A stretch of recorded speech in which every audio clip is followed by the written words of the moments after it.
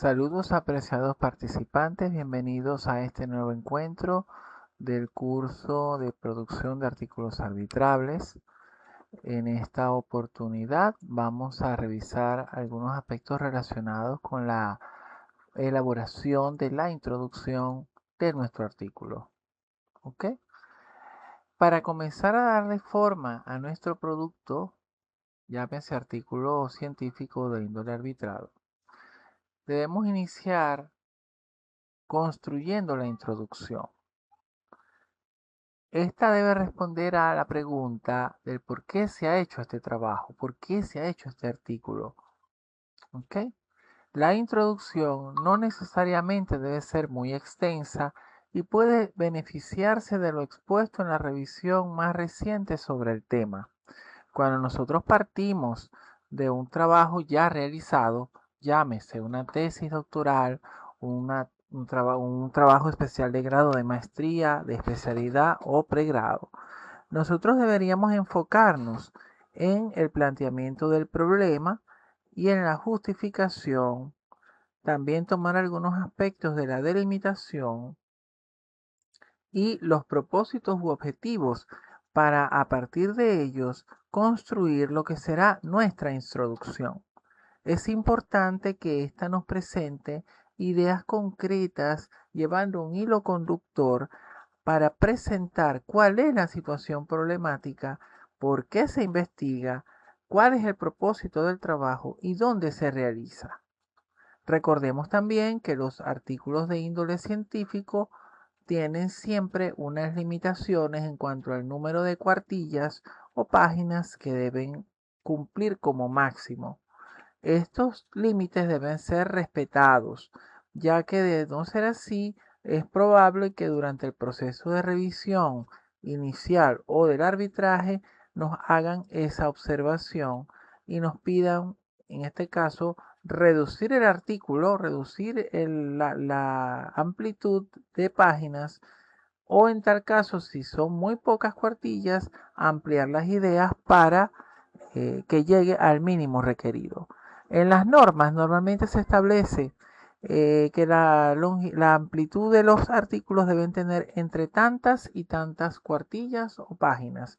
Y también se indica cuál es el espaciado interlineal y el tamaño de letra y el tipo de letra que deben cumplir.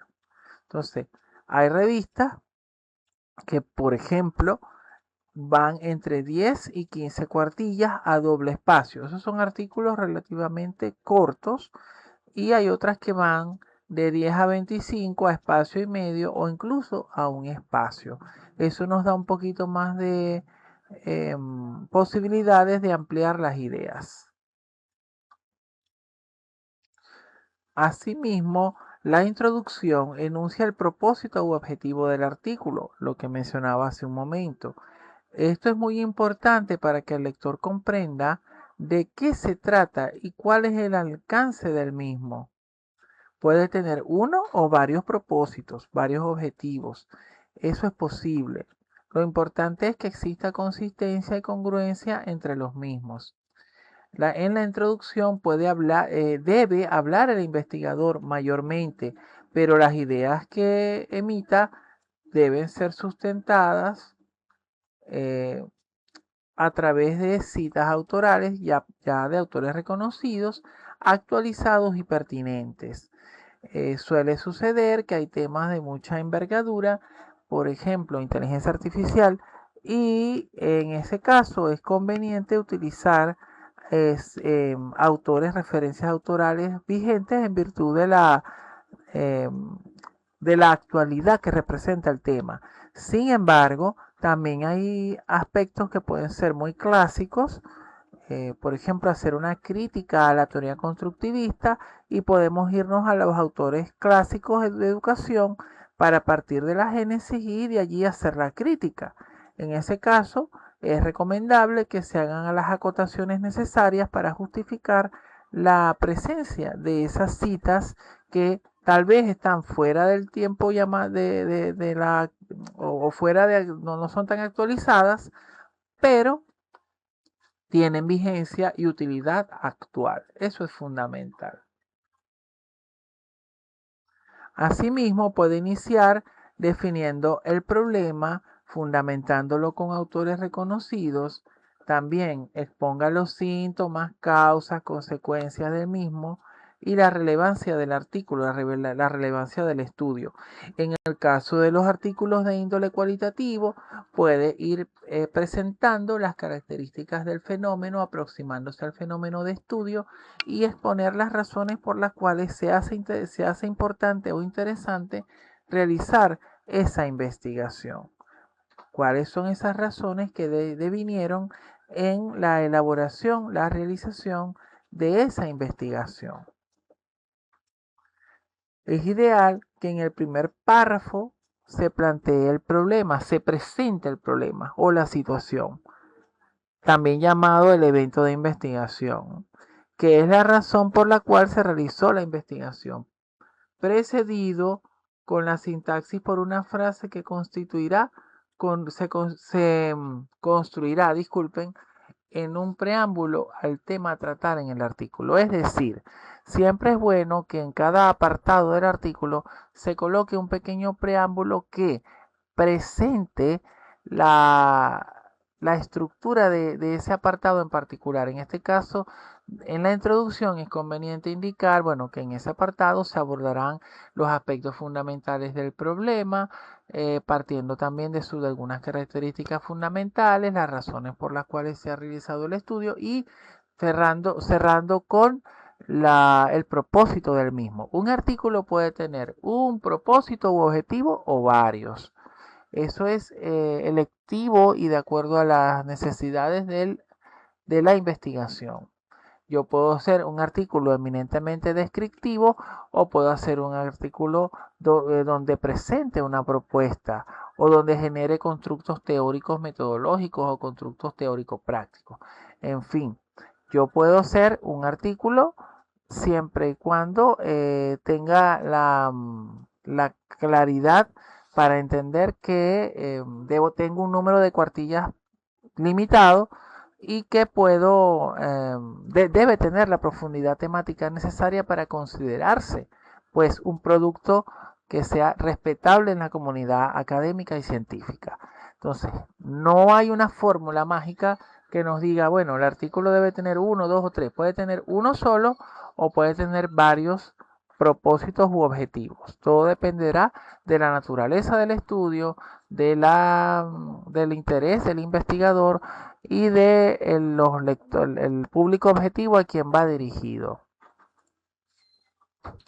Asimismo, se deben explicar, en la introducción, se debe explicar lo que se conoce del tema en otro párrafo, lo que no se sabe y lo que va a aportar esta investigación, este artículo. Se recomienda que la última frase sea el objetivo de estudio. Sin embargo, recordemos que cuando hablamos de la estructura INRIT-C, es conveniente presentar el propósito o el objetivo y también presentar fundamentos teóricos y argumentos teóricos con citas autorales que nos ayudarán a discutir los resultados más adelante. Tampoco se trata de colocar cita tras cita y simplemente copiar teoría de un lado a otro, no. Debe haber una construcción. Si esa teoría la estamos citando, nosotros debemos cerrar la idea fijando postura e indicando las razones que han generado que se citen esos autores dentro del artículo. ¿Okay? No se trata, repito, de colocar teoría sin que el autor hable, porque cuando se detectan ese tipo de cosas, donde no hay construcción por parte del autor del artículo, puede ser incluso descartado. Es necesario que hable el autor. También existen casos en los cuales la introducción debe incluir un apartado con la fundamentación teórica del artículo. ¿Se acuerdan de la estructura que vimos en la primera clase? Donde se presentan los elementos a estudiar desde distintas posturas autorales. Se recomienda revisar artículos previamente publicados en esa misma revista. ¿Esto es para qué? Para examinar la estructura, familiarizarnos con la estructura y el estilo que utilizan han utilizado otros autores que nos han precedido en esa revista para estar nosotros cónsonos con la cultura de investigación de esa revista y del centro de investigación en el cual se ha publicado, porque eso también es otro factor. ¿Okay? Hay instituciones y hay centros de investigación donde está muy establecido, muy marcado ciertos aspectos metodológicos que forman una cultura investigativa, cosa que, bueno, tenemos que también considerar a los efectos de plegarnos hacia ella. Recordemos que si nosotros no nos ceñimos a las normas, el artículo simplemente podrá ser descartado o o no publicable en ese sentido. Esto de revisar artículos en las ediciones anteriores es una muy buena estrategia para que veamos aspectos de forma y fondo también.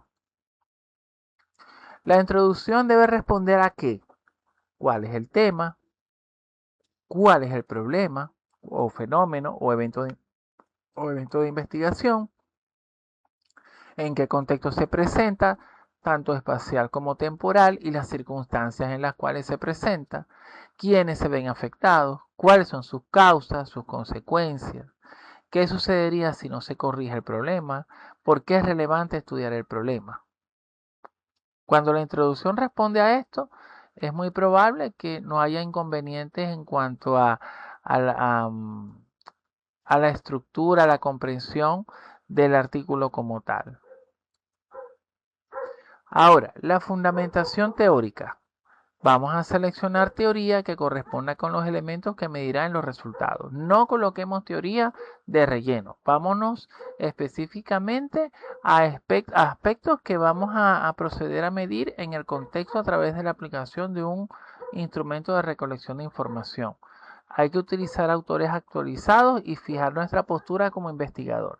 Nosotros podemos tener varias posturas de autores, pero si no fijamos nuestra postura, lamentablemente el producto científico va a empezar, se puede catalogar como débil porque no hay una construcción teórica, no hay constructos, no hay razonamiento, no hay crítica, no hay reflexión.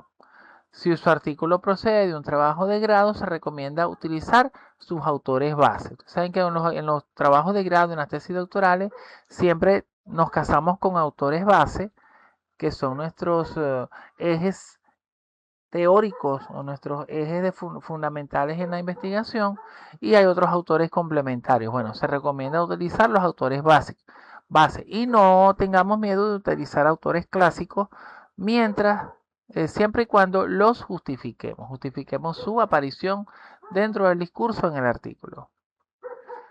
En caso de utilizar autores clásicos que sobrepasen los 5 años de antigüedad, que es lo que normalmente las revistas en sus normas establecen, argumente y justifique su utilización dentro del artículo.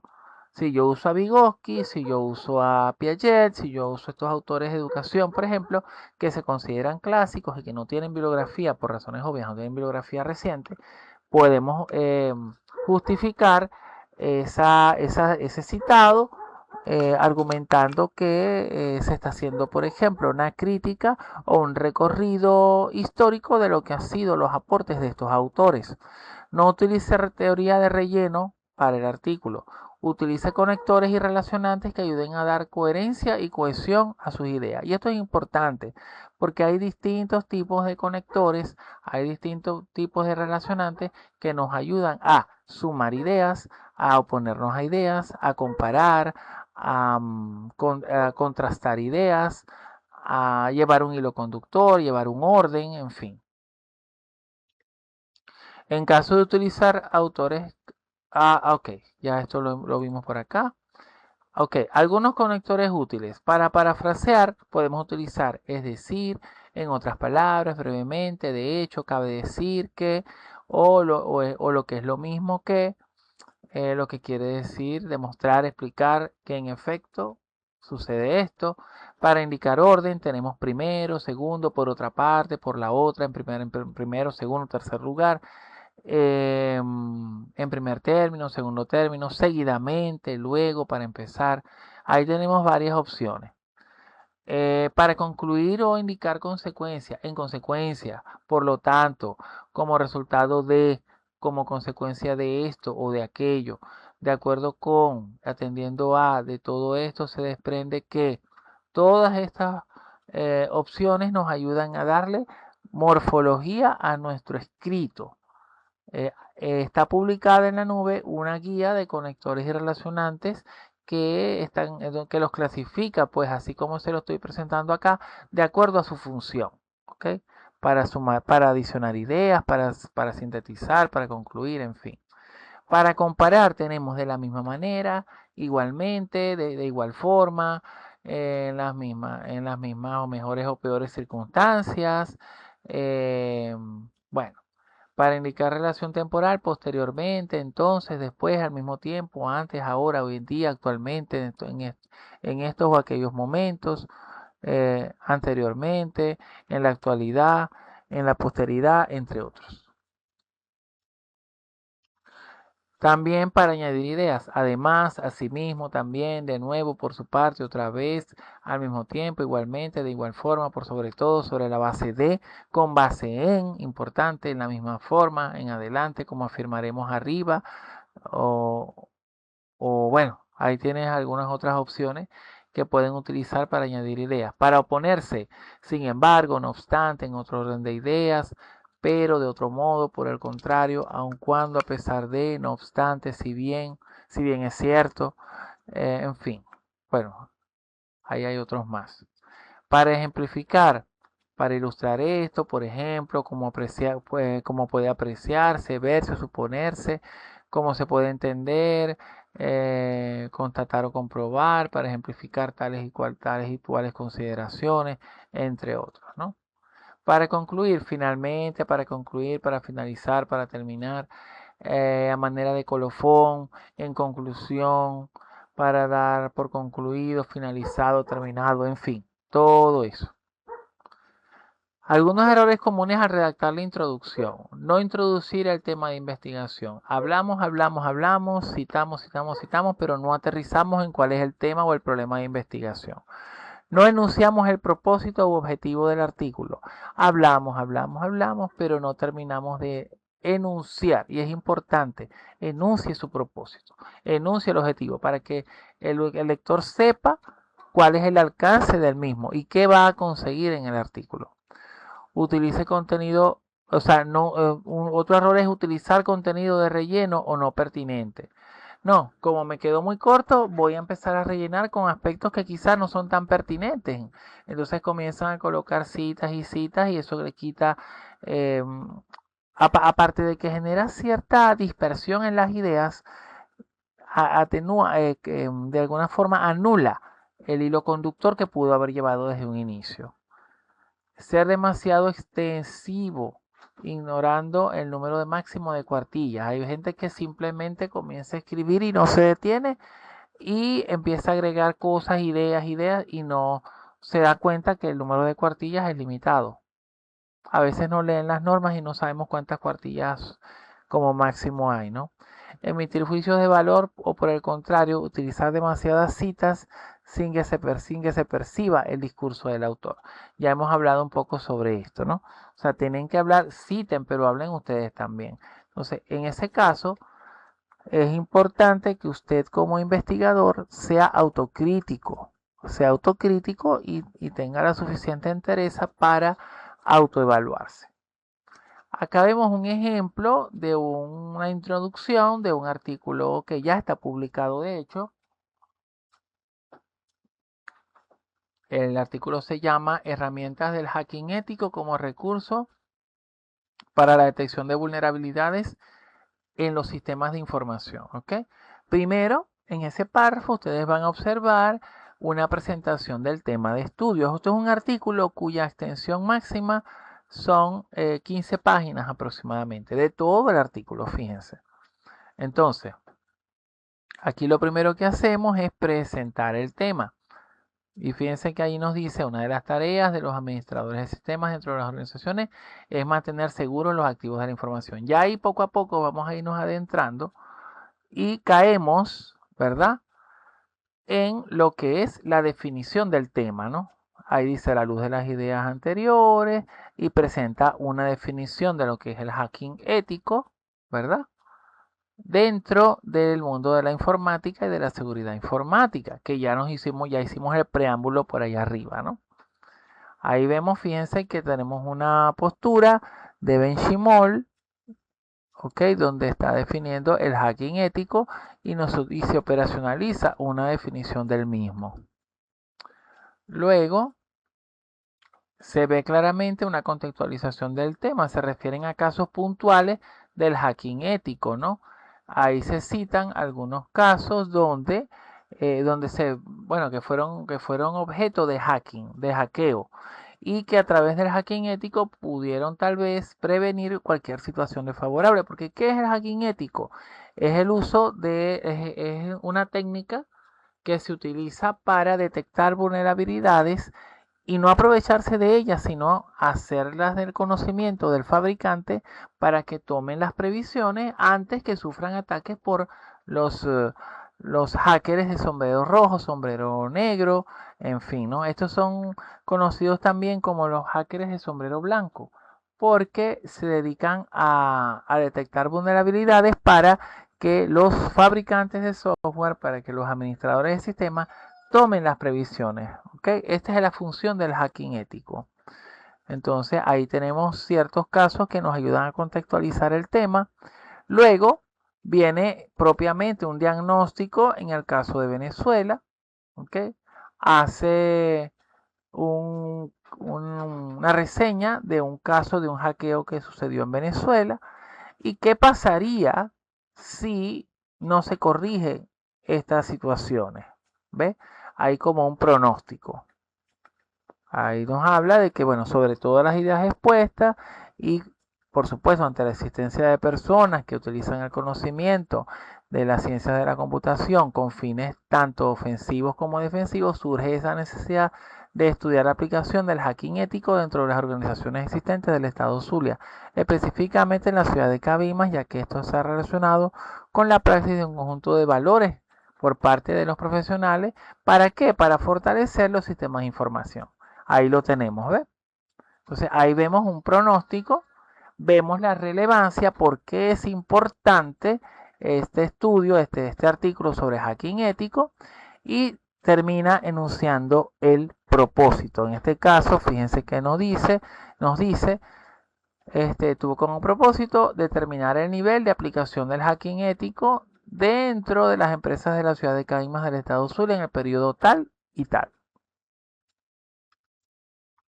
Ahí viene luego la fundamentación teórica. Este artículo lleva separada la fundamentación teórica de la introducción. Entonces fíjense que ahí comienza a definir algunos aspectos del hacking ético, porque ya el hacking ético lo definimos en la introducción.